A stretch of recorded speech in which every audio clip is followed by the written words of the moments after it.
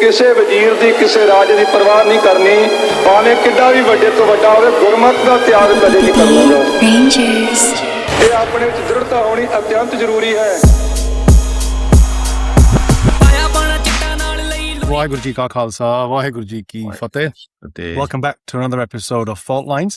So in this episode, Paramjit Singh is unable to join us. So it's myself and Shamsher Singh, and we're going to be discussing a couple of videos or audios, I should say, that have been released over the past week or so regarding the kind of the Panjabi gangster scene, which, if I'm honest, a lot of it was kind of new to me. But what's interesting about it is the references that are made specifically to the Sikh Sangarsh and Khalistan and Shaheeds, and specifically the killing of Bhai Hardeep Singh Nijjar. So we're going to kind of try and unpack it, I suppose, and we'll kind of see how it goes. So maybe just to give a bit of context and a bit of background, perhaps, for those who haven't had a chance to listen to the audios. I think there's maybe two or three main audios that are worth listening to try and understand what's being said and claimed in these. And maybe from Shaheed, we can kind of just go through them. But very broadly speaking, what started all of this was the audio call that was supposedly leaked between Goldy Brar, who is a Panjabi gangster. He's on the FBI fugitive list as well, and Sikh activist by Paramjit Singh Pamma. And essentially within that audio, Goldy Brar takes complete ownership of the killing of Bhai Nijjar, which happened in 2023 in Canada. And he says a bunch of interesting things within that. And for me, one of the most interesting things he says is that he says, I take, I own that.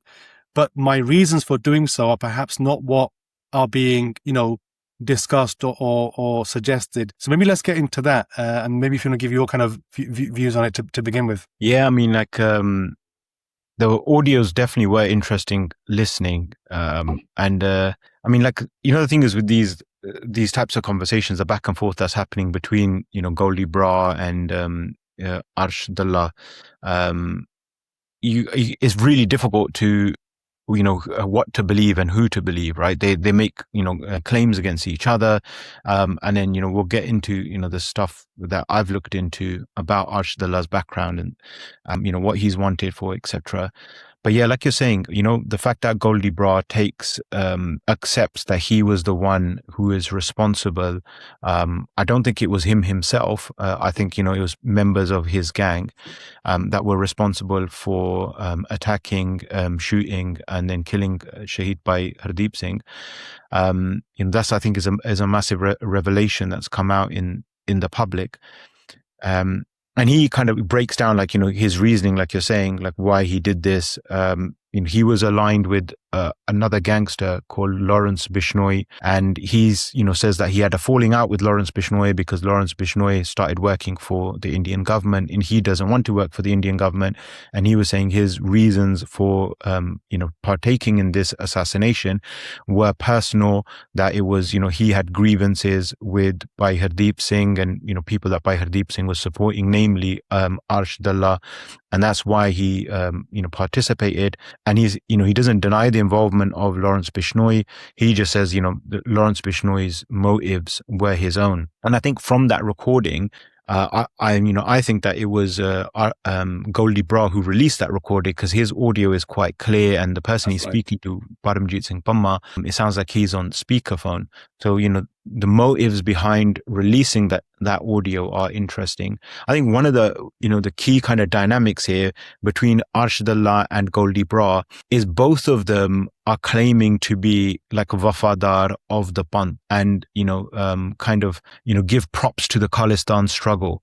And it's really clear from Goldy's conversation with Paramjit Singh that he has respect for Paramjit Singh because of his brother's involvement in the armed struggle. And he says that explicitly. He says, this is why I'm telling you and I'm speaking to you, and this is why I have respect for you, because of your family's involvement. Yeah. But yeah, that one factor I think is worth looking at, like the relationship between the gangsters and their respect for the Khalistan struggle. 100%. You know what? That's one of the things that stood out to me when I was listening to the audio. First of all, like you said, it definitely looks as though it's been released from Goldy Brar. Because even at the beginning, it says that, says to Bhai Pamma that, "Je tusi record karni hai, you can record this if you want." So it kind of tells you a lot as well. But like you said, the audio is cleaner as well. But very early on, he makes reference specifically to Khalistan. He says, I might not be for Khalistan, then Khalistan, they were all the vich vi nahi khada. And I thought that was quite interesting for him to say really early on.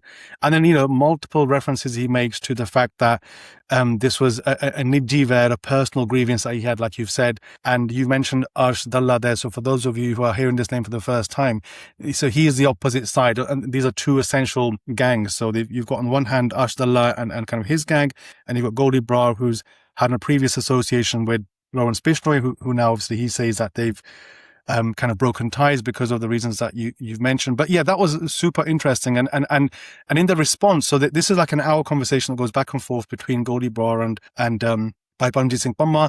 And then after that, there's a 15-minute audio that's released as a response by Arsh Dalla, which is full of expletives. And he essentially just calls Goldy Brar a liar, and he pushes back a lot to a lot of what he said. And then there's another 30-minute response from Goldy Brar, which it follows a similar pattern. But I think the initial call is the most interesting one for us. And like you said, the fact that they both refer, they appear to have this reverence for the Khalistan Sangarsh. I mean, at one point, I think Goldy Brar even references Sant Jarnail Singh Ji in a way that kind of undermines or kind of, as he puts it, because for him, the reasons for taking out by Hardeep Singh Nijjar were because of his accusations of his associations with Arsh Dalla and that kind of underground world of the proliferation of drugs and so on and so forth. So in many ways, he feels as though he's done some kind of dharmic thing. And again, he makes reference to that as well, this idea that, that I've done what I've done.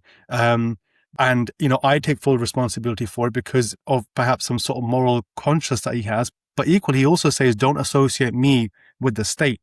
That I'm not an agent of the state, and he draws a clear line between that, which I thought was super interesting because I don't really know much about the kind of Punjabi gangster scene, but I thought that was quite interesting. Yeah, like on the Punjabi gangster scene, this is something, a phenomena that's been developing for, a decade now, more than a decade. I shared that article from Sikh's Shahadat magazine, the translation of that article that was put in Bant Panjab. Perhaps we can, link it, a PDF or share it in Definitely. The Substack. But that was written like quite a while ago now and goes into the phenomena of the gangs. And, especially the Indian state trying to draw this link between gangs, narcotics and Khalistan. Yeah. And they've always kind of painted this conspiracy because there definitely is a link between gang activity in Punjab and Khalistan. And that link has been there for a long time. The introduction of narcotics into that has been, I believe, largely a conspiracy by the Indian state in order to undermine the character of the Khalistan struggle and undermine, the moral ground that Khalistan occupies in the minds of many Sikhs all over the world. And this isn't something that's new. I mean, this goes back to like the 80s, right? In Darbar Sahib, after the army invasion, they then made attempts to diminish the character of Sant Jarnail Singh, saying that they had found narcotics and, gold and all this in Darbar Sahib, which, is a confession of the moral character of the Indian state, because they're the ones who were, drinking in Darbar Sahib and using Punjab's, government's funds to, fund tens of thousands of bottles of, alcohol and beer, and all the records are available from Punjab's Department of Tax and Excise. The amount of alcohol that flowed in Darbar Sahib, for the soldiers involved in Blue Star operation, according to the Indian government. So they've always had this thing about trying to attack the character of the Sikhs that are involved in the Khalistan movement, not the gangsters, but like, the Sikhs are involved in the Khalistan movement. And I think that's, it doesn't make sense, right? Like, why does the Indian state care about the character of Sanjarnail Singh? If he's a terrorist, he's a terrorist, right? If he's, committing violence, he's committing violence. Why does it matter that he's not a good Sikh? That argument doesn't make sense. And the fact that they position that argument alone is because they want to undermine his image in the mind of the Sikh. So when they talk about like the gang, Khalistan and drug thing, that is about, saying, look, these Khalistanis, they're, consorting with criminal elements. They themselves are criminals and they're working with criminals, and they're doing this not for Khalistan, they're doing this for profit, in order to, make money from, the sale of narcotics. And this link goes back, the gang link goes back to Harminder Singh Nihang, Shaheed by Harminder Singh Nihang, who, when he was in prison in Nabba, he was able to convince gangsters, and he had an outreach program to reach out to gangsters, and most notably Vicky Gondar, who was like a really notorious kind of infamous gangster in Panjab at that time. He's dead now. He was killed in I think like 2018 in a police shootout, and Vicky Gondar was the mastermind, one of the masterminds of the Nabba jailbreak that happened through which, by Harminder Singh, members of Vicky Gondar's gang, they were able to escape prison. And he was able, through his genius, to draw that link and bring in those gangsters into the Khalistan struggle and say, look, you guys are, clearly against the state. You understand the difficulties that people in Punjab are facing, and you're experiencing those difficulties. And as a result of those, you're going towards criminality and extortion and, gang violence. You need to get to the root of these problems, and you need to understand that this is the problems that are in Punjab are a result of the Indian state. And to see Eddarle passe aajo, come on the side of the Sangarsh, embrace Sikhi, and, let's take this fight, right? Let's take this fight, at a much level. There's no doubt about, the courage that you have and, the sense of honor that you have. It just needs to be directed in this way.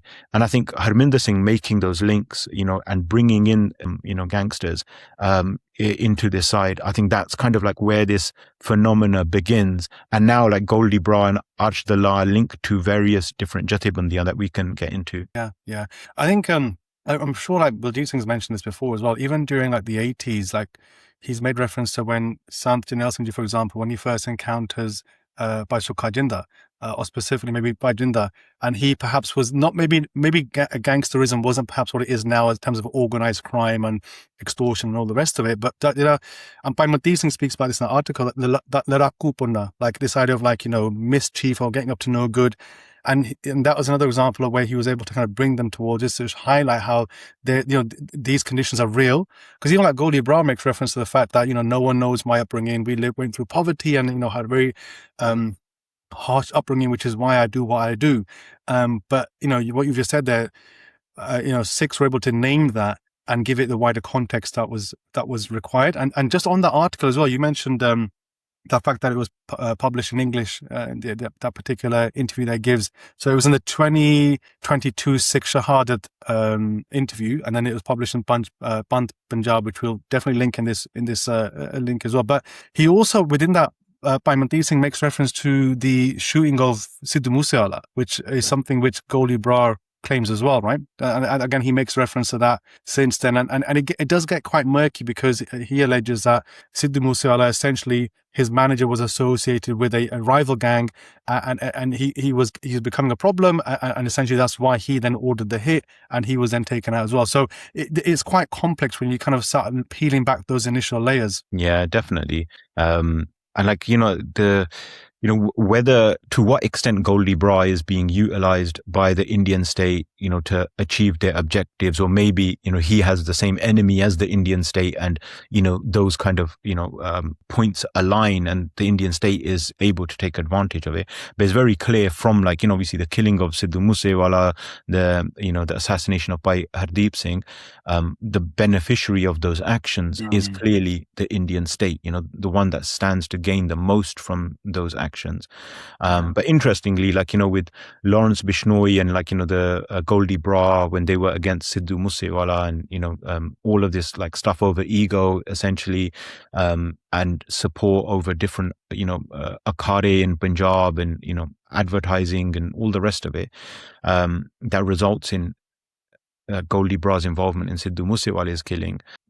Again, like, Sidhu Moosewala is, he, even though he's singing the revolutionary songs and he starts becoming more revolutionary, but there's definitely a very clear attempt from the Indian state to co-opt him. And there's videos of him, at a firing range with Indian police officers. He joins the Congress party to stand in elections, and then talks about Sikh Raj, and, also talks about Bhai Hawara being his icon and Sanjanel Singh being his icon.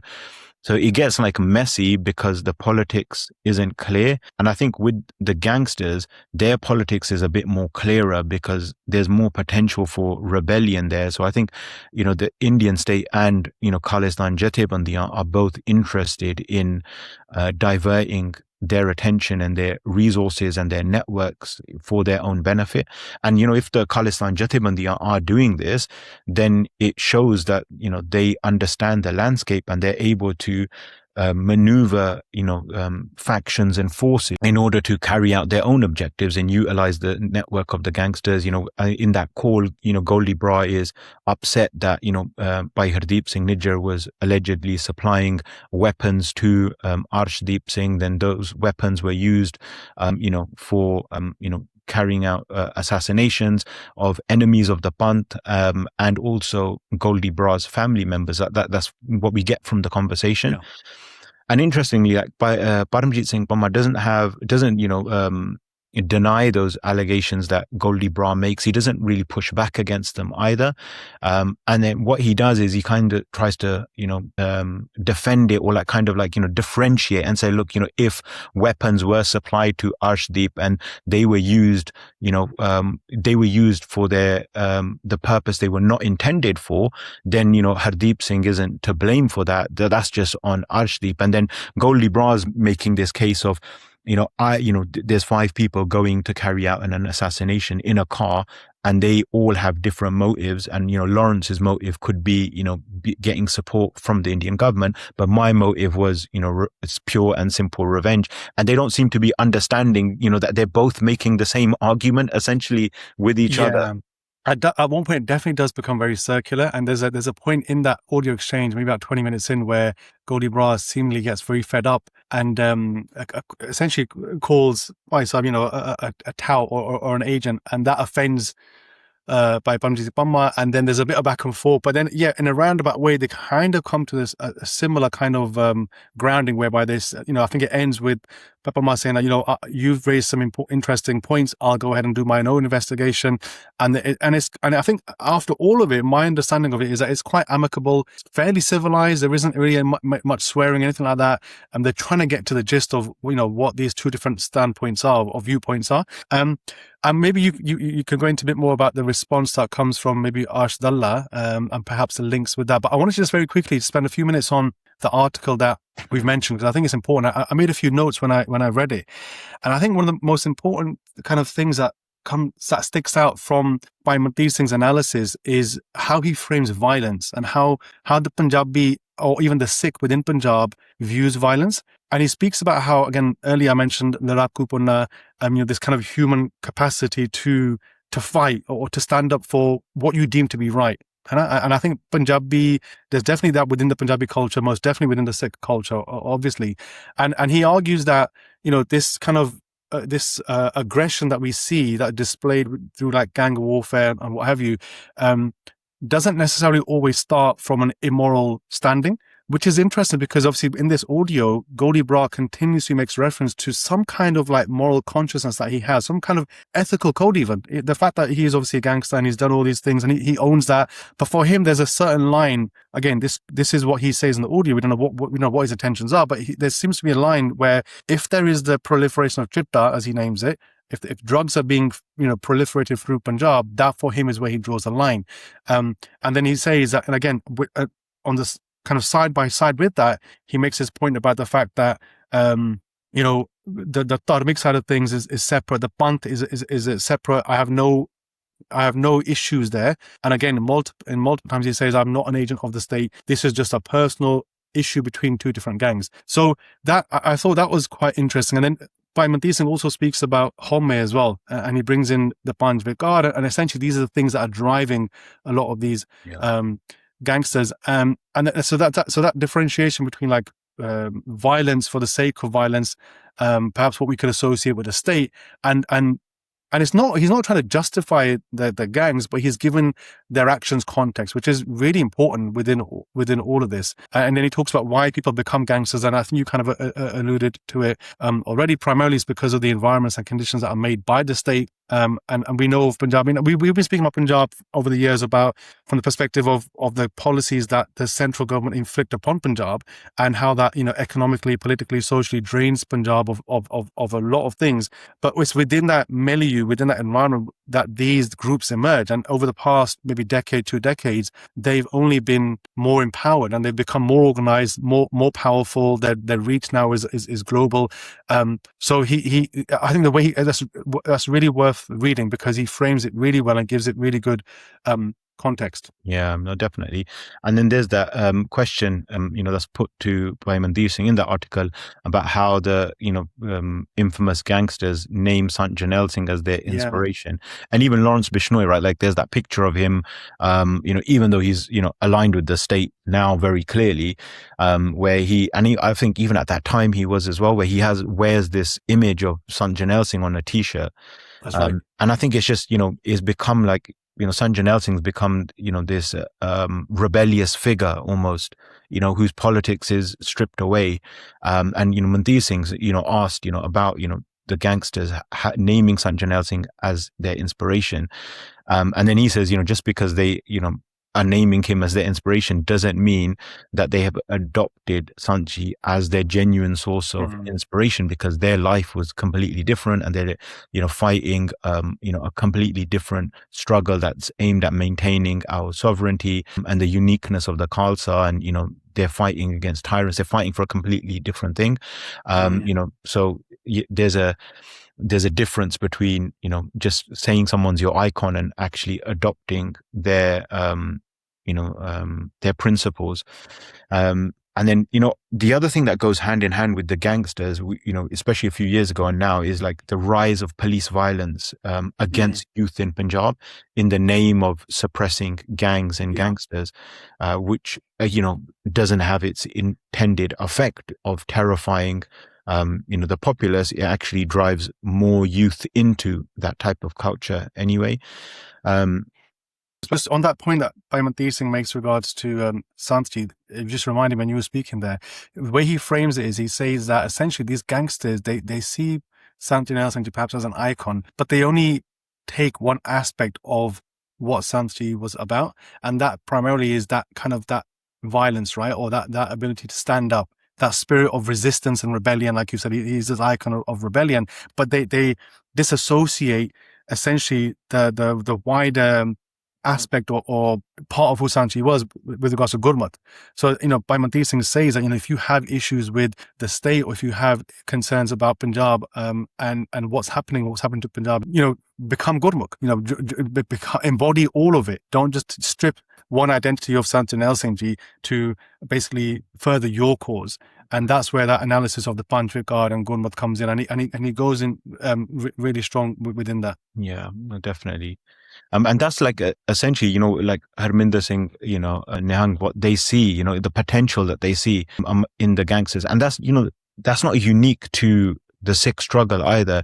In one of my favorite books, Blood in My Eye, George Jackson talks about the revolutionary's first action is a criminal one. That's right. Recruiting people that have become gangsters or criminals because of inequality in society, and seeing if you can bring them on the path of revolution is a just process. Bringing the bandits, the Daku, the Lutere into the folds of the Khalsa should be a policy of Sikhs, and we've seen, that very effectively being deployed. As long as they become Sikhs and they leave that Dakkupuna behind, right? Like the issue isn't, with violence, as Mantir Singh says in that article. The issue is what violence is being utilized for. So instead of harassing people and extorting people and making people suffer, direct your energy and anger and your capacity for violence towards the state that is, has pushed you into this path and has created the circumstances where you're now living a life where your family is being persecuted by the government, and you don't know whether you're going to get killed by your friends or your enemies. If you're going to live your life in that way, then live it for the cause of the Panth, which I think is quite noble.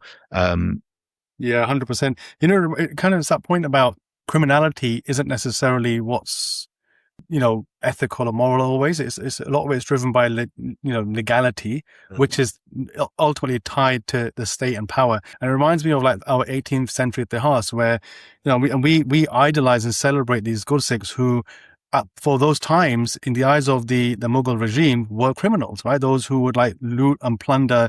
But I'm not trying to compare, today's gangsters to those. I'm just trying to give it a bit more kind of perspective. That's maybe the world that they live in. And this idea of like, within Punjab historically, this idea of like Ladaku Punna or Dange, like there's that famous line from Pant Prakash where they say Jaat Got Singhan ki danga in Satkur se manga.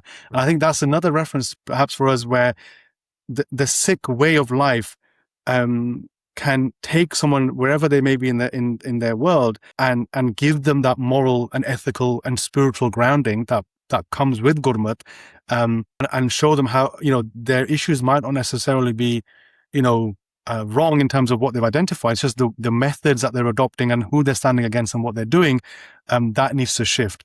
And you need to have a very clear politics in order for you to distinguish that, right? A very clear worldview and who the actual perpetrator of all of this, all of these issues is. And for us, for the Sikhs, certainly recently, as like you said, is the state. So constant reference to, I guess, to realigning what the situation is. Yeah, no, definitely. And, there's that very clear parallel to draw between like the 18th century and the Kharkhu Sangarsh, because in the 18th century, Sikhs were attacking the imperial treasury and, the caravans of Abdali and, plundering all of their resources and redeploying them for the benefit of the Panth. And, in the 80s, 90s, when Sikhs are attacking government storehouses, looting weapons from the treasuries of the government, robbing banks, Bank robberies, so there's clear parallels to be drawn. And, the Sakhi of Baba Bidhi Chand comes to mind as well, right? Like, clearly in the domain of criminality, stealing horses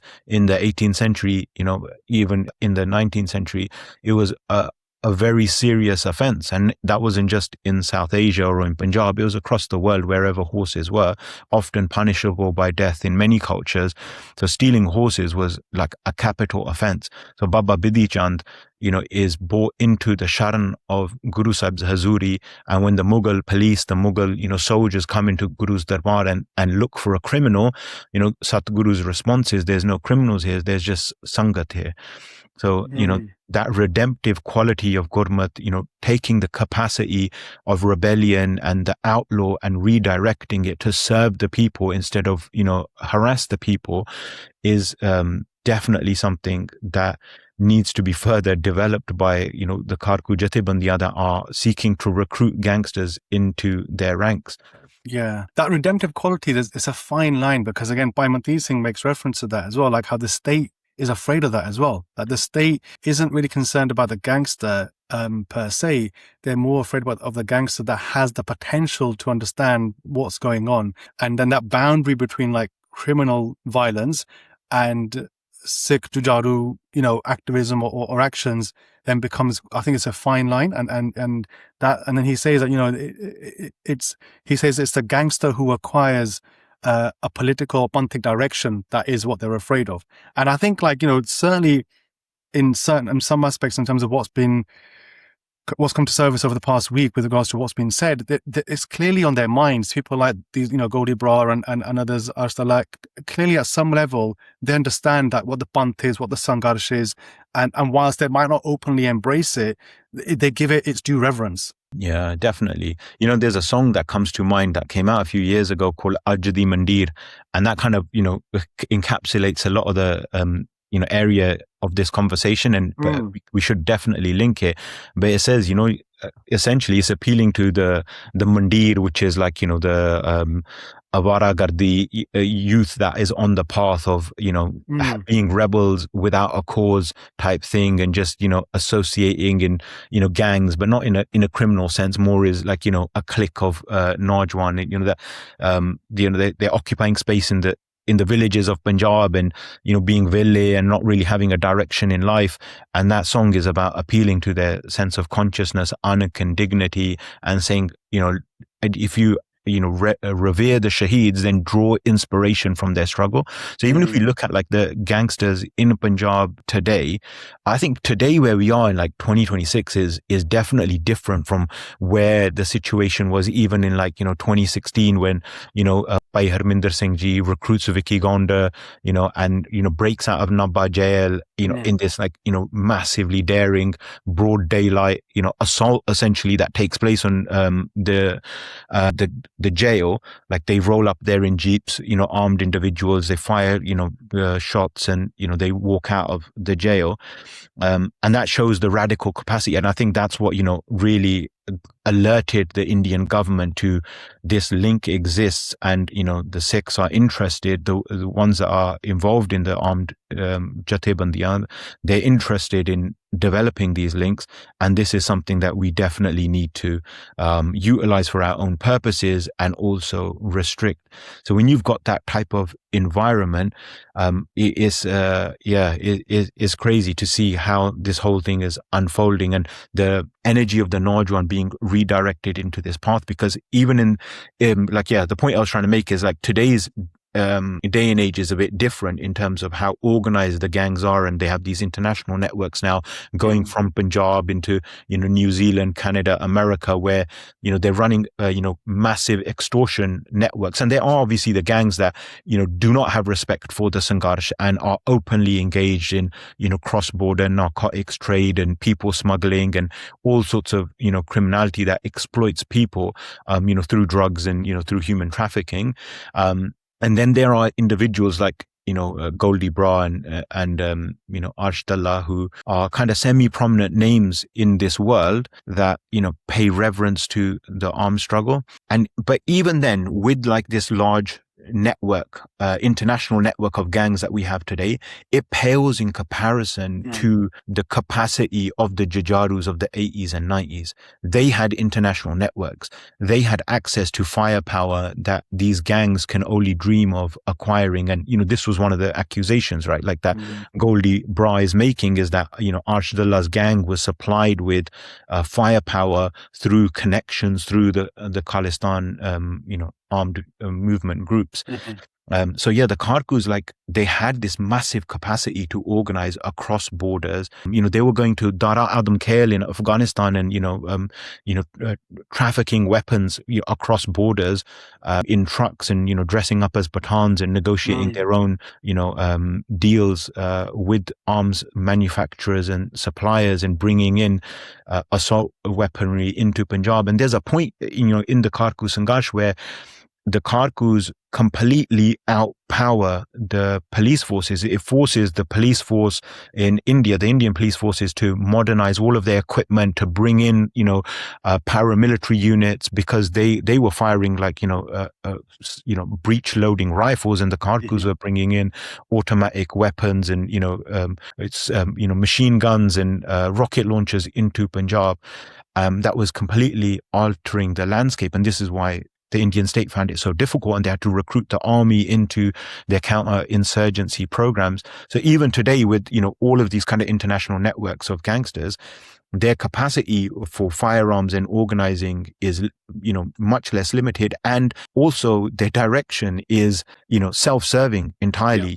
The comparison completely breaks when you look at who the Kharkus were, what their lives were, what they were fighting. They also didn't have a regard for their lives. Arguably they had more courage, more daring, more sense of honor than the gangsters did. And they were more fearless, and they were fighting for a cause that was actually much grander and more revolutionary, and was about improving the lives of people and completely altering the setup of power. Whereas the most powerful gang in Punjab today is fighting for its own enrichment, essentially. And there's multiple points within that exchange where it makes me question what his actual intentions were, because on the one hand, he could argue why would he, now, especially in 2026, what benefit would it serve him to make the references that he does to the Khalistan Sangarsh? Or even when he says, that I've got nothing to do with the state. That I'm not an agent of the state. I've got nothing to do with them. Almost to the point where he's kind of almost standing up against the state as well. There is that kind of reading within that. So that was one aspect when I was listening to, I was thinking to myself, why would he be saying these things? But on the flip side, his own justification for why he does what he does, essentially he says that I'm involved in extortion cases, and we're in the business of killing people, not proliferating drugs. I just thought that was again another interesting perspective to have it. And I mean, for those of you who haven't had a chance to listen to it, it definitely is a very interesting listen. It certainly gave me a lot of insight into that whole world. But there was parts of it where I was like, is he not? I was trying to work out just from his audio, which again maybe is a bit flawed. I guess maybe we'll never really know what the intentions were, but it does give you an insight that isn't otherwise available. And what you've mentioned there about the Sangarsh and the 80s and the 90s and how powerful and resourceful the Kharkus were, again, that isn't really discussed in great detail. And there's a point that we've discussed before with regards to being unapologetically Sikh and owning our Itihas and owning our narrative and the position that the Sikhs and the Shaheeds have taken in the past. Because when you start doing that, you then get to see the dynamics of power and how power actually works, and not hiding behind this facade of just because it's easy to adopt the state narratives about what they were and what they were about, right? Which essentially is just criminalizing. We've written reports about this, how they criminalize Sikh dissent. So the state will always put Sikh revolutionary thought and action into the same bracket as what it deems criminal, right? And it mixes that whole world together. But it's a lot more nuanced. And I think Goldy Brar's interview or audio that's been leaked or shared, if nothing else, it just gives us an insight into how complex that entire world is. As you were talking, and you were saying that it's not talked about how powerful the armed struggle was. I immediately thought of Bhai Lal Singh when he's arrested. And when he's arrested, he was FBI's most wanted. This was, he was part of a group that was in America, receiving training from a mercenary, and they were trying to find out how to make a nuclear reactor explode, but not cause a nuclear explosion. They wanted to overpower the reactor, but also, wanted to reduce the fallout and, the casualties. How can we, shut this off and deactivate it? And then when he's arrested, you look at the FBI, we wrote an article about it when he came out after prison for 30, 40 odd years. And when he was arrested, the house that one of the properties that he was associated with and raided was stacked floor to ceiling with, automatic weaponry and heavy weaponry, rocket launchers and, explosives and, the sheer firepower that the Kharkus had, was, makes the gangsters' arsenals look insignificant in comparison, and the audacious actions as well that they did, right? Assassinating generals, the prime ministers, chief ministers, really sophisticated, coordinated strikes that they carried out. The level that they were at compared to, the gangsters is, you can't, draw a parallel. And that's why, that's also a big reason why I think the gangsters respect the legacy of the armed struggle, where they, how they view the armed struggle today. And, that's a separate topic, but definitely it's clear all the gangsters, they respect the legacy of the armed struggle. And I think if the armed struggle today was stronger, more organized, they would respect it and join, that path and leave this path of gangsterism, they would be recruited into the folds of the armed struggle. But it's, the armed struggle isn't where it was in the 80s and the 90s. And I don't think the Panth has an interest or a capacity to build towards that direction anyway. I think that terrifies your average Sikh, and they've fallen prey to the narratives of criminality, and the state will make your life difficult, and going down this path of shahadat and sangarshes, nuksan, and now the movements change, and it's become like a paper movement essentially, of like lobbying governments and becoming MPs and acquiring material wealth, and the nature and the scope of the movement is changing, whether Sikhs like to admit it or not, especially those that support Khalistan. I think again that's a separate conversation, but definitely it's not where it was when the Sangarsh was at its peak, and which is natural, movements rise and fall. But in that conversation, coming back to the call, like part of me really wants to do like a blow by blow of what's said, but at the same time we can't give it that much weight as well, because it's and really, that's not what's important either. It's not actually about whether who's right or wrong. It's what they're actually talking about, and the fact that they're bringing in Khalistan and Sikhi, not even just Khalistan, they're talking about Dharam, and when he evokes, for example, Sant Janel Singh Ji in that example, and then Arsh Dalla invokes like Baba Deep Singh. Clearly, this is like it's on their horizon of their conscious, right? They're not outside of that world. Yeah, definitely, and it's like where they're drawing their legitimacy, their moral legitimacy from, right? Like not being betrayers of the Sikh people, not being betrayers of the Panth or Punjab or Panjabiyat by aligning themselves with the government, right? Like that's the contentious point here. That becomes the red line for everybody involved in the conversation, whether it's like Paramjit Singh or whether it's Satinderjit, Goldy Brar or Arshdeep, whoever it is. That becomes like the line of the accusation that they're willing to die over, basically. But I mean, like the blow by blow I don't think is important, because it's very difficult to tell who's actually telling the truth in that conversation. It's true, because when I heard the first audio, I was kind of believed Goldy Brar. And then I heard Arsh Dalla's response. I was like, nah, this is nuts. Like, look at his response. And then he comes back. So it's a complete, it's very difficult for I think an outsider to actually get an understanding of who's right, or, pinpoint who's right or wrong. But that, like I said, that's not a part of it, And so you were saying, Yeah. And then there's the response from, SFJ, which, I think they should have not bothered, honestly, because they, I mean, they kind of create a whole other dynamic to the conversation that isn't really there, because the way Paramjit Singh speaks to Goldy Brar isn't how it's conveyed. SFJ tried to make it into like, he gave a muh tor ma jawab and, all the rest of it. And, to be honest, I don't think he did, especially when Goldy Brar says, I killed your boy for this reason, and if you want to kill me, I understand, come at me, if you want to kill me. And then to which, Paramjit Singh, essentially says that I don't hold you responsible, even though he's saying that I killed him. He's saying, I hold the Indian government responsible, because they're the ones who wanted him killed, and how it happened doesn't really, essentially matter to him. And he doesn't, he doesn't be like, you killed my boy, I'm going to come after you. He kind of does, allude to it at a certain point that says, don't worry, this, this stuff it's all pending. The jury's out, like this isn't resolved yet. And stuff will happen. And then so Goldy in that conversation accuses Arsh Dalla and Bhai Hardeep Singh and attacks their character and says, they're involved in, narcotics, and, Arsh Dalla, doesn't have a character, and he's, essentially a petty, low-level, thug, criminal whose his primary interest is narcotics.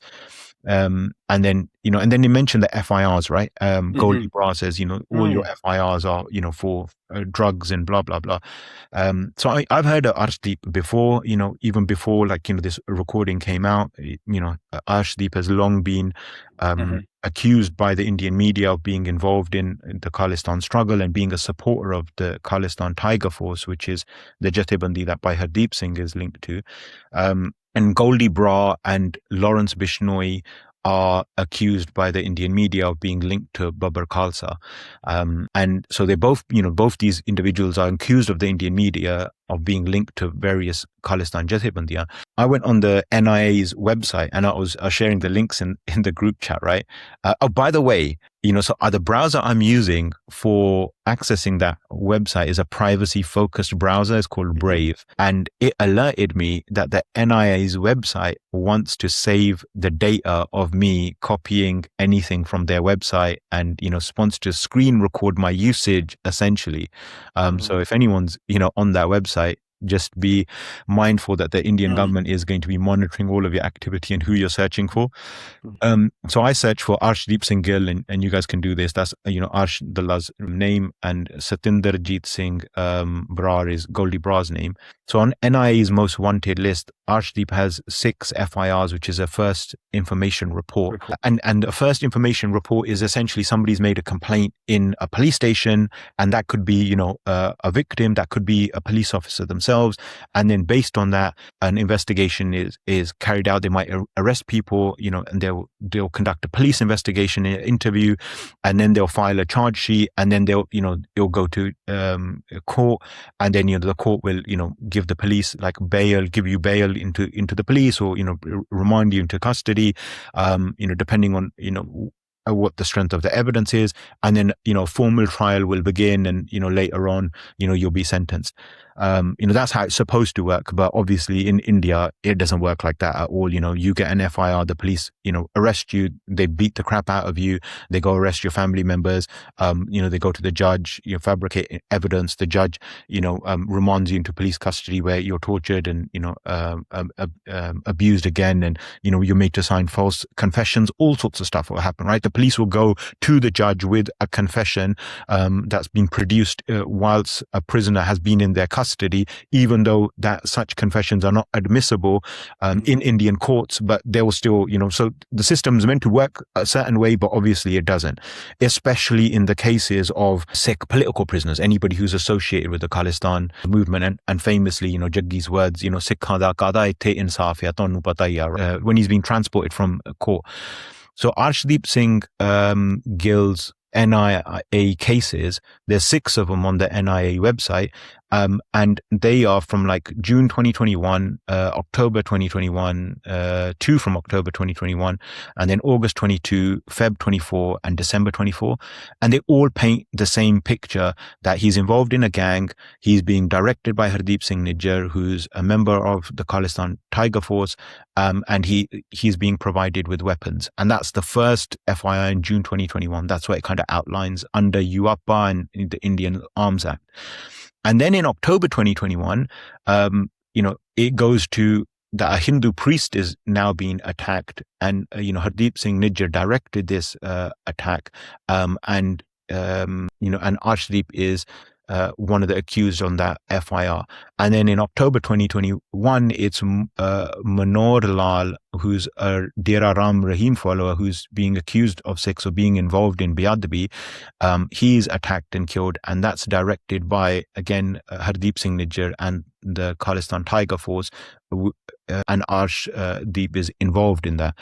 And then in August 2022, then they kind of start fleshing out, like, what the accusations essentially are in the FIR. And again, it's the same thing, basically saying that, these individuals are involved in planning terrorist activities, they're carrying out extortions to raise funds, they're recruiting from jails, they're involved in contract killings. But Arshdeep and Hardeep Singh are not named in this, even though Arshdeep is, wanted in relation to this FIR. And then in Feb 24, again, they flesh out this, extortion is being carried out in order to procure funds. The funds are used to procure arms and narcotics. There's recruitment happening in jail for these gangs. KTF is working with the Bambiha gang, which is the gang that Arshdeep is allegedly founder of or involved in. And again, Hardeep Singh and Arsh are not named in that FIR. And that FIR is registered by the Home Ministry. So it provides a lot more detail. The government themselves is, carrying out this report.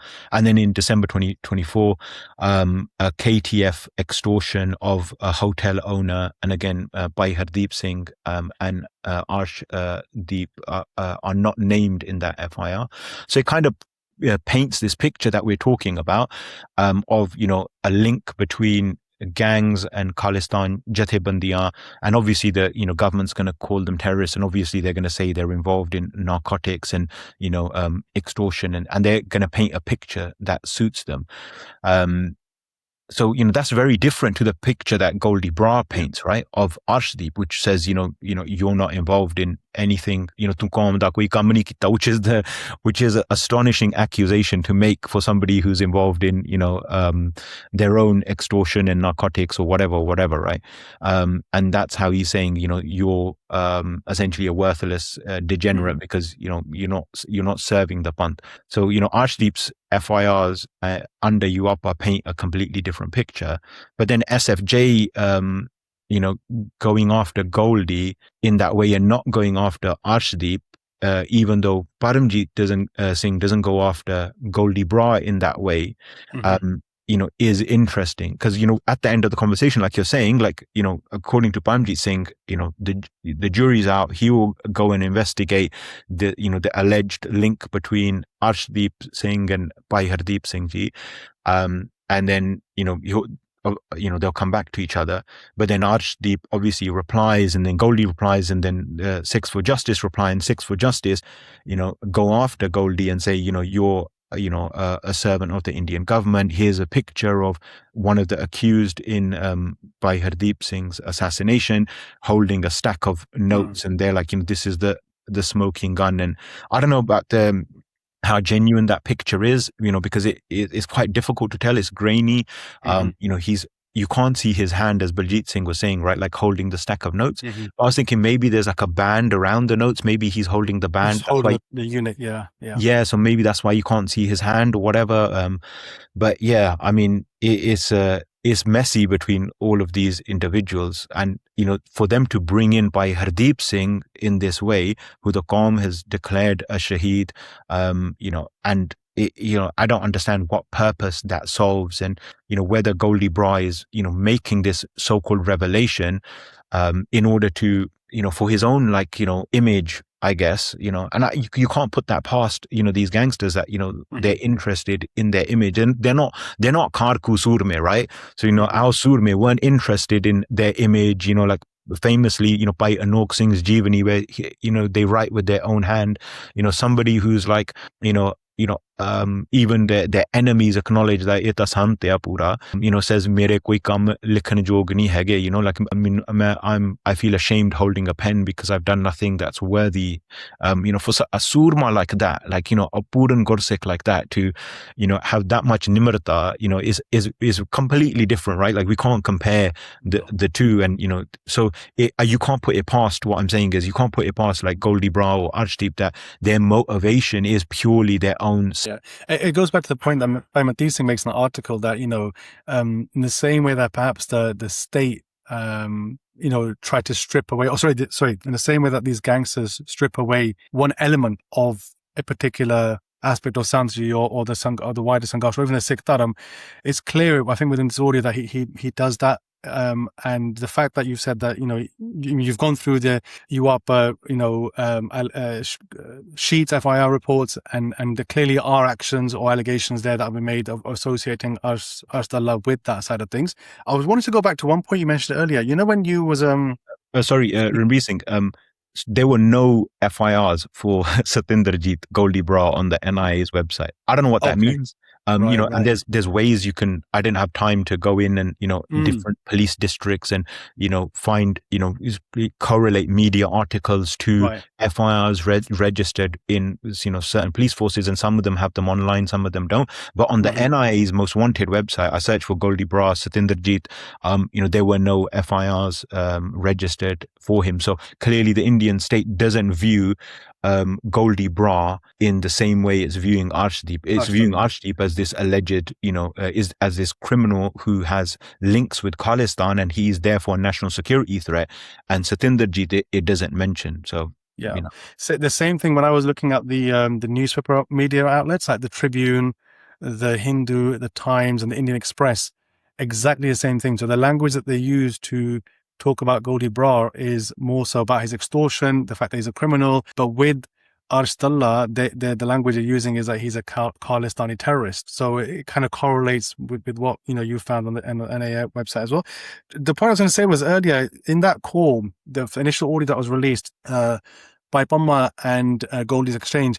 At one point, Goldie makes reference to the fact that he's seen lists of names, or he makes reference to the fact that there are others, perhaps Sikh activists, perhaps associated with SFJ or other Jathibandiya or organizations. And he says, it's almost like a threat, but he says, if we wanted to, we could have done more, right? We could have taken out more Sikh activists. And so, because there's been a lot of talk in the media over the past couple of years since Bhai Saab's Shaheed about transnational repression. So this is just another, again, whether we take his word for it or not, but it's just another kind of nail in the coffin to showcase the extent and the reality that Sikhs are facing, that this isn't just something that they're making up. On the one hand, you've had Canadian agencies that have also then, at one point said that, that India does have a hand in this. And now we're hearing from the other side with regards to the gangsters, and that they've been given lists to assassinate Sikhs. Where do you see this going? With this whole kind of the use, or perhaps the exploitation, if I can call it that, by the state of this gangster world and its kind of, interactions with the Khalistan movement? If you look at it, it's harder for the state to recruit gangsters because they're the government, right? Like if you're a criminal and you want to work for the government, it doesn't matter if you're in Punjab or you're in Ireland, you're a snitch, right? Mm-hmm. If you're working with the police, you're working with an intelligence agency, you don't have credibility as a gangster in the criminal world. You're liable to be killed by your own gang associates. Is much more easier for the Khalistan movement or any armed movement or rebel group or political group to recruit gangsters because, you have much more respect. There's many stories that we can get into about our Surme Shaheeds, and perhaps next time when Baljit Singh joins us, of the respect they gain when they're in prison. Let alone the respect they have from the Qawm, and, their photos are put up in Gurdwara, and, they're remembered in programs, 40 years after their Shaheed, and they will be for all eternity.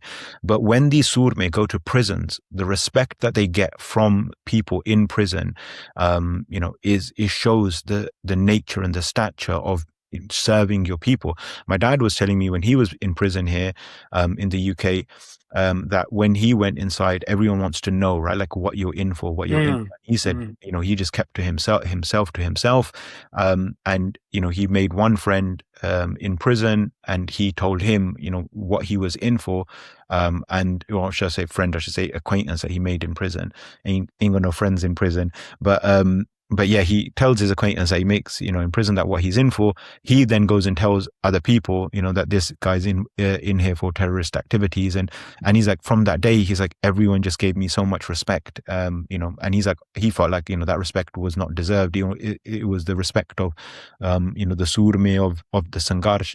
And he's like, even from the skinhead gangs, who had problems with me. And I spoke about it in a previous podcast, him getting into fights with skinheads and stuff, and the racism that he experienced in the streets. He's like, in prison it was different. He's like, even the skinhead gangs were showing respect. The Singhs that were involved in the attempted assassination of the Indian diplomat in Romania, they were put into a Romanian prison, and even there in those prisons they received so much respect to the point that the warden would let them chill in his house that was in the prison grounds.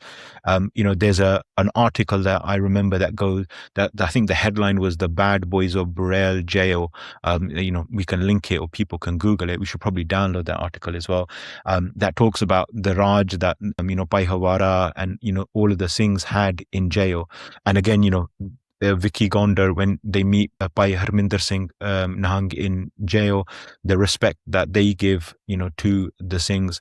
So it's two different worlds, right?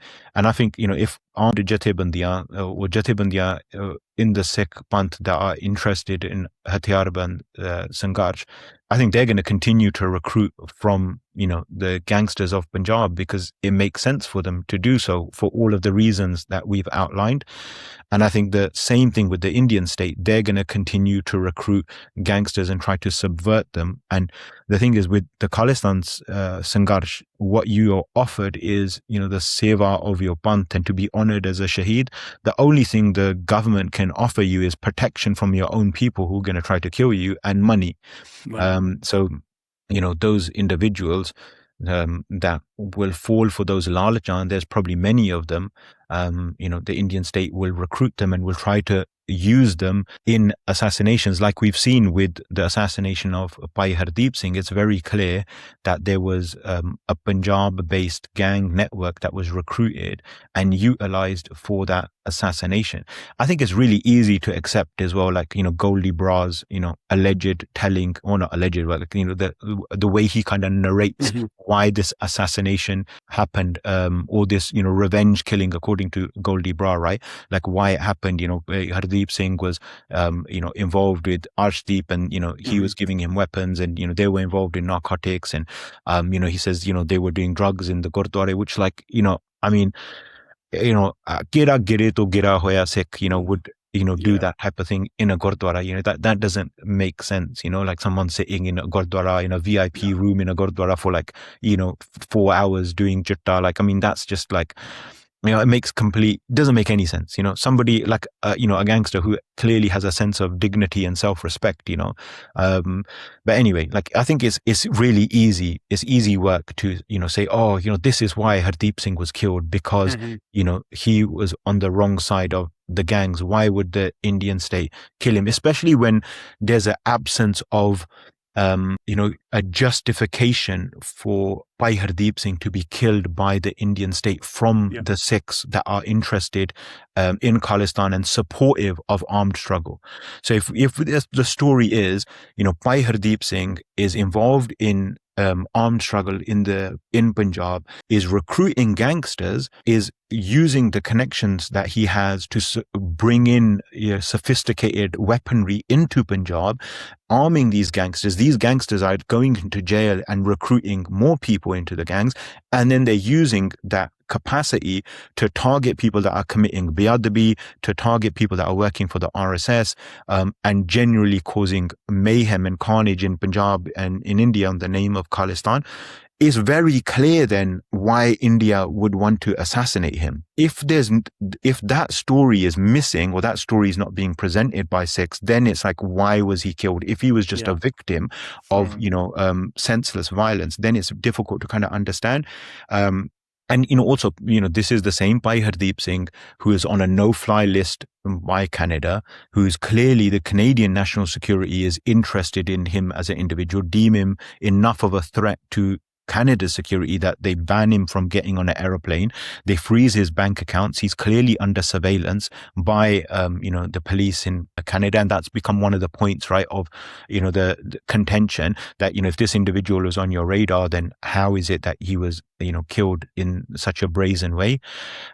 So clearly, there's more to the story of Bhai Hardeep Singh. If he's presented as somebody who's furthering the Khalistan struggle, it's very clear then why the Indian state would want to target him. On the other hand, like the narrative that Goldy Brar's presenting, when that, the reality of the movement and all that is missing, then what Goldy Brar is saying makes sense, that he was, Hardeep Singh wasn't who you think he is.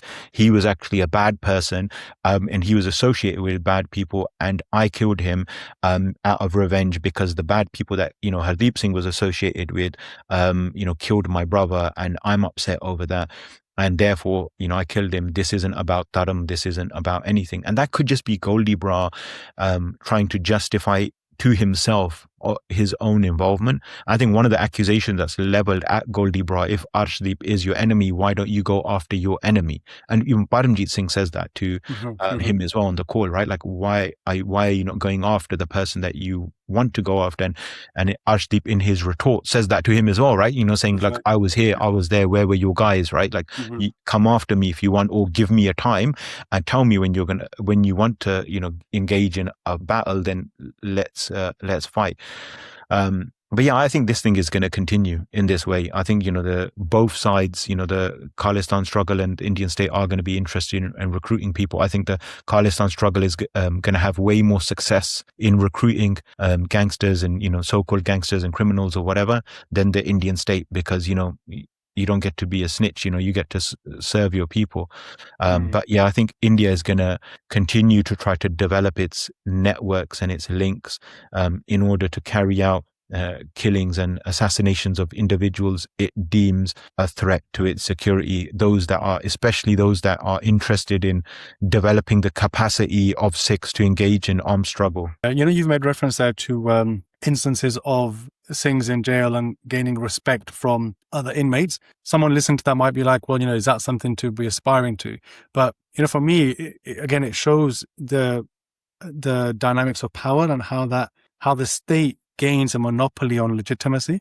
This idea that the state is beyond, anything, it can do whatever it wants. And we've documented, you've spoken extensively about what the state is capable of and what it's done over the past 2-3 decades alone, right? And even the broader history of like nation states around the world, this idea of the military and the role that the military plays in the police and police brutality and all the rest of it. Even despite all of that, the state has this position where it still is an entity of legitimacy because of fear or because of conditioning and education and social understanding of things and how the world works. But it showcases that it certainly in the minds of those who stand up against the state, whether it's the Gursikh who picks up the rifle, or even, and this is not me trying to compare the two, but even if it is somebody who at some level doesn't accept the legitimacy of the state, because you could argue that these gangs and these criminals, an element that is an element of who they are. They don't accept them as their superior. So it all comes back down to power dynamics. And I think as a peoples, I think one of the things that we've been trying to do over the past few years is, kind of spread more knowledge on political history and what the Sikh position is on relationship with power and state, whether it's the Mughals, whether it's the British, whether it's the current Indian state. And so when you come out from that position, it's not about saying that this is legitimate or this course of action is jaid or accepted. It's about understanding why they're doing what they're doing. And it just goes back to that point I made earlier about by Mandeep Singh's article, where he says that this environment has been created and the state is taking full advantage of it. But as you've said, with regards to the Khalistan Jujaru Lair, it's very clear that this can be, or it is a legit source of recruitment as well. Especially if you step back a minute and say, well, actually, if they're also then bringing them onto that path of Sikhi as well, because inevitably they're going to have interactions with the Gurdwara, they'll hear things, they'll be exposed themselves to that world. And it goes back to even Sakya from Gurmat Dev Ji's time, where they would take the worst of the worst and give them that restorative opportunity to become good again, if I can use that word loosely. So we shouldn't have this close-minded, I don't think, perception of that world, because you don't know at what stage that might turn. Ultimately, what we do know is, on the other hand, is those who seek to have this monopoly on legitimacy, what they're actually capable of and what they've done, and the horrors and the brutality and torture. Even just last week, I was in Leeds at a Sikhi camp and we were speaking about just once in Kala, and we've spoken about them extensively on the podcast already.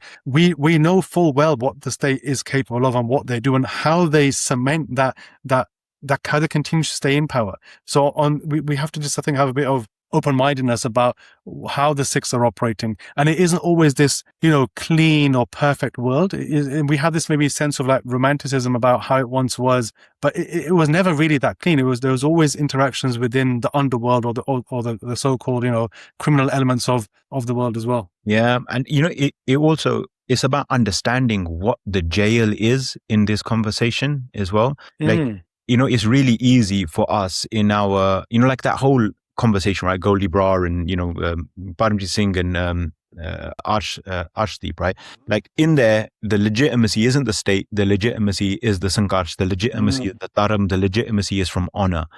Outside of that conversation, which is, let's say, a tunnel, a view into, this nexus, as the Indians call it, between like Khalistan and gangs, right? You get like an insider kind of lens into it a little bit.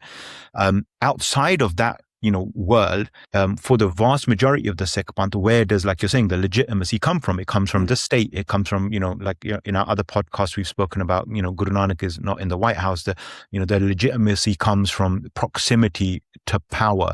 That's how Sikh Jathebandiyan today are able to demonstrate to the Panth that they are worthy, that, they are credible, that they, quote unquote, represent Sikhs by, being in the Sarkare Darbare, by, showing their proximity to whiteness and performing all of those, kind of things that appeal to whiteness and using the language of whiteness, right?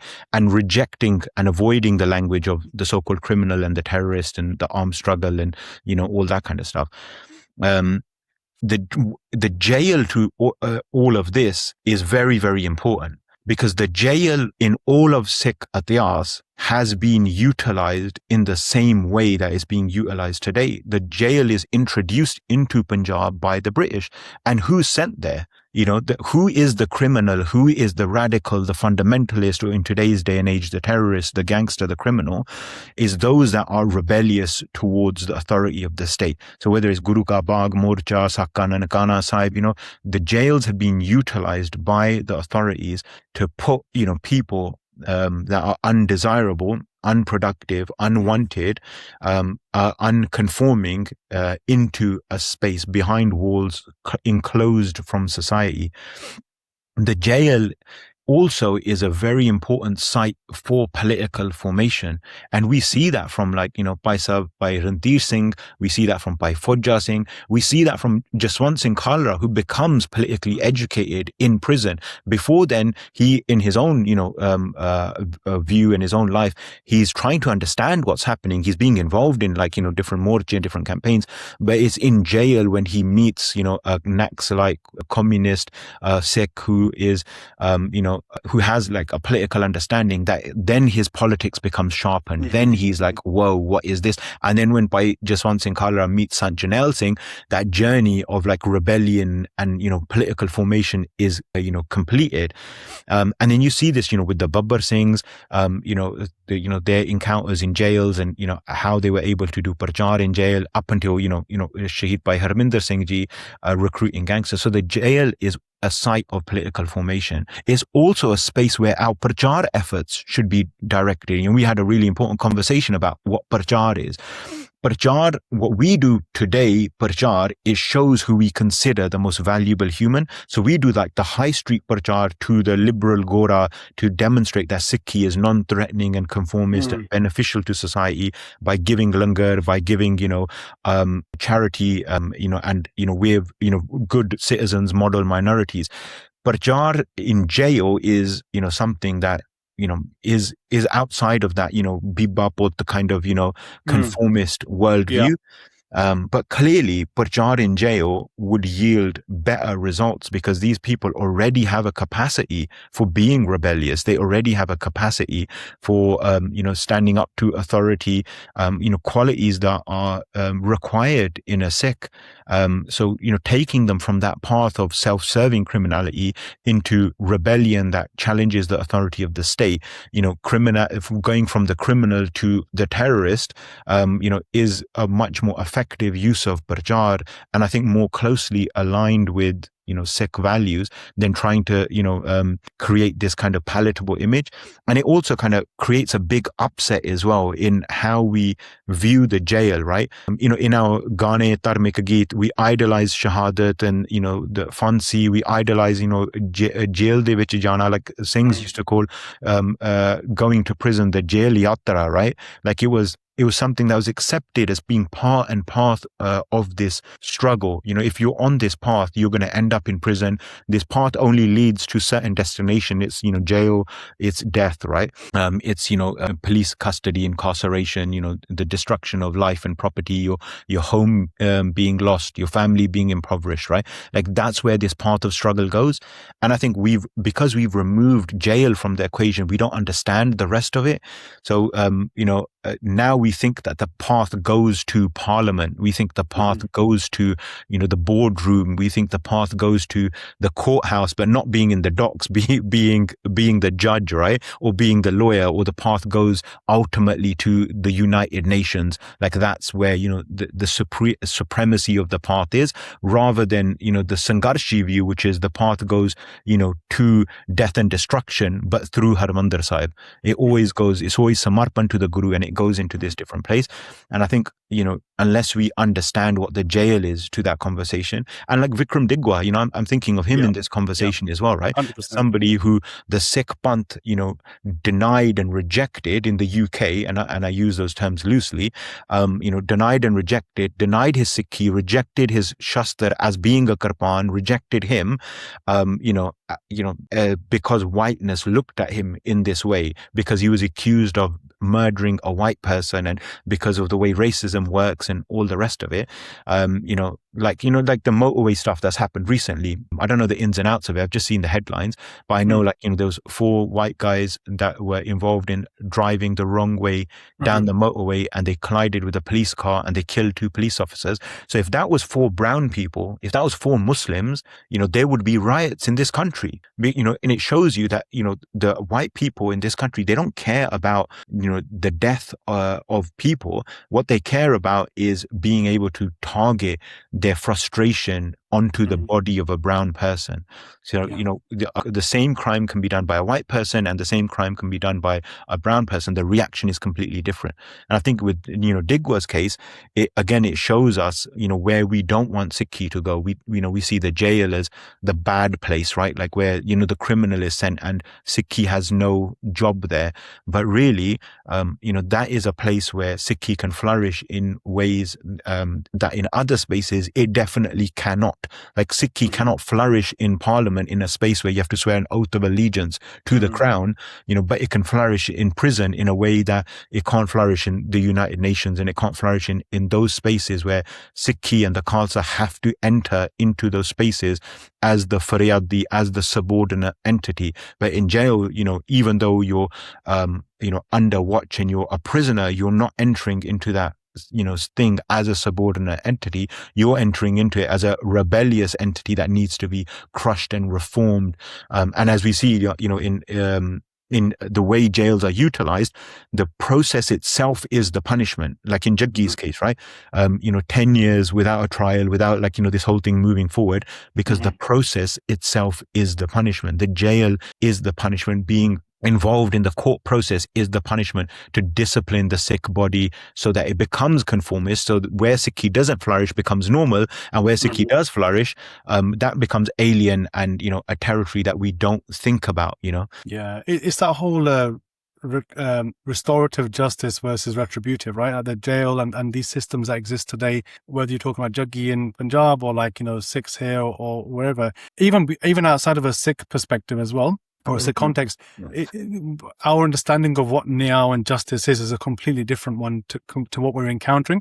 And you mentioned the Digwa last week, so I know we're going to be wrapping up soon, but again, I was in Leeds last week, and one of the things I was speaking to at the Gurdwara there was saying how it's been playing on his mind as well, the fact that, because apparently Digwa is at Armley Jail, which is in Leeds, and he was like, I was thinking, do we have any chaplains? Is there any outreach work happening, or have we just kind of accepted the fact that this is the type of justice that he deserves, which essentially is retributive? What punishment does this crime require, as opposed to can he be helped and brought back into society? Because from the Sikh perspective, our approach has always been the latter, right? So I think it is on the minds of a lot of Sikhs, whether we're perhaps speaking about it as we ought to, I think is another thing. Just come back to what we were discussing, because I know we want to also touch upon what happened in Edmonton with regards to Gurdwara Sahib, but I think maybe we should pick that up in the next one, because we've kind of run over slightly on this. I think for me, just in terms of like closing remarks, unless there's anything else you want to touch upon with regards to the audios, it would be that if you haven't had a chance to listen to them, I would say it's definitely still worth listening, just to give you, again, a different perspective that perhaps you might not have thought about. And for me, instantly, when I first listened to both, when I listened to both of them, actually, the main one and then the response from Arsh, it was, what we've alluded to, the fact that they have this reverence for the Panth, for the Sangarsh, to the point where both aspects are claiming some degree of like legitimacy or some degree of justification for their actions from that source. And not just like the Panth in terms of what's happened in recent years, but there's historical references that are made as well. So for them, like, it's very clear, like, maybe not clear, but they understand that Gurmat perhaps gives us, gives a specific path or a specific worldview, which stands in opposition to what the state does. So that is quite interesting. And then also, you mentioned again that response from SFJ. I didn't touch upon it then, but I kind of agree with you that I don't think it was needed, because I think it puts words into Paramjit Singh's mouth that he didn't actually say, and it's very sensationalist. Talking about Hindustan, the Karinde, and this very loaded language. I think there's no benefit coming out of that. It doesn't advance the conversation, doesn't advance our understanding of what's happened. It just doesn't, I don't think, helps the situation. So I think, like with Paramjit Singh Pamma's interview, that is sufficient, and then the response that comes out of it as well. And the way you've explained it, how this will probably continue, given how these gangs will continue to operate because of the conditions in Punjab, and it's a case of how they fit into actually bringing about change in Punjab, and how serious, I guess, they are about that. Yeah, I mean, I echo what you're saying. I think definitely it's a fascinating conversation, and a look into a world that a lot of people aren't going to focus on. And within hours of those videos being uploaded, they had hundreds of thousands of views, and they clearly capture the imagination of the Panjabi Sikh in interesting ways. And ultimately it's like a form of prachar as well, to use the word prachar in the loosest senses, conveying a sense of values, like a universe where it might not be clear, it's a bit dundali, it's not like clear cut politics here, but a weird thing is being transmitted, that the Sikhi and the Sikh Sangarsh occupy this space of moral reverence. And that in itself, I think, is a powerful message that perhaps inadvertently is being sent out through all of these individuals involved in this conversation, that's being spread out into the world, whether or not people look at it in that way. I think the power of that is undeniable. A different universe is being introduced, and I think it's easy and lazy to think that what one person is saying is truthful, and because they have their own motivations, they have their own desire, and they want to have a self-image, of like what's the English equivalent, Robin Hood, right? Like they want to have like they want to have like the outlaw with a cause, the rebel with a cause. They want to have that kind of image, right? They don't want to have the image of the the rebel without a cause, just the low life criminal that harasses people and sells drugs to kids, and like they want to convey a sense of morality. And whether that's true or not is, it is very difficult to pass out. But yeah, I mean, you can look at, do a bit of your own research, and I'm definitely, later on this week, I'm saving it for the weekend, do a bit of a deep dive into, the FIRs that are registered, and try to understand this world a little bit more. And I'm going to reread that article as well, because I think that, like you were saying in the group chat, right, it's way ahead of its time. The way they kind of see this landscape. And I didn't get a chance to watch the Dr. Sevak Singh lecture again. I watched it when it came out. But yeah, I'm going to rewatch some of that stuff and, think about this a little bit more. But yeah, man, it was a really a great catching up with you today, Singh. Yeah, man. So we'll link all of those resources in the description as well. I should also mention that I think we've caught up on most of the comments that have been sent by those of you who watch or listen. So thank you again once again for engaging. I'm sure there'll be comments and thoughts with regards to today's topic. So please do drop your comment and we will get through them. Hopefully we'll try and pick up the Edmonton incident, which was kind of horrific as well, but which we again haven't had a chance to go into more details. We're hoping to maybe get somebody from Canada perhaps join us as well to give a kind of an on the ground perspective, which I think is really important.